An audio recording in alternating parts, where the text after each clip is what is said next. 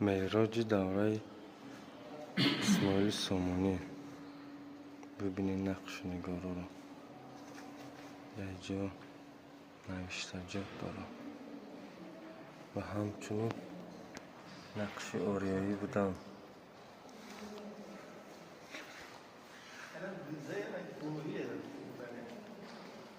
مکت آرامگاه اسماعیل سامانی که در بخارا است.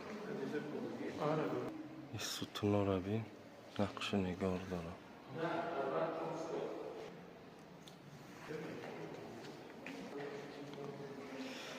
قلعه هولبوک که در کلاب این زمان از جایگیر است، رفته دیده میتوانیم. این چیزایی که از دوره سامانیان باقی مانده است. معماری این خاندان سامانیان، سامان خداد اسد فرزندا نبیره ها میره. خب این خریطه دولت سامانیان. این طرف تا کافکاز بود، این طرف تا کردستان و عراق بود، خلیج فارس. نگاه کنید، سیستان، زابلستان از افغانستان، بالشتان،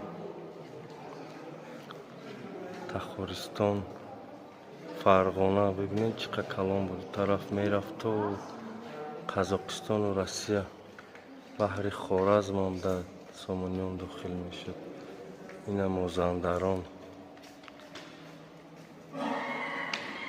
این اردبیل، رشت زده. اینا ببینید که بکوی بادکوه کلمه تاجیکی است.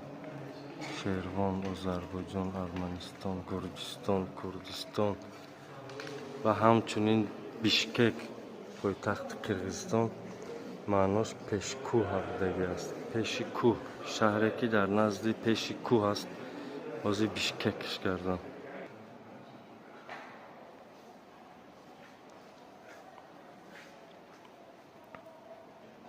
این در بالای سنگ ها تاریخ و آیات نوشتگی است.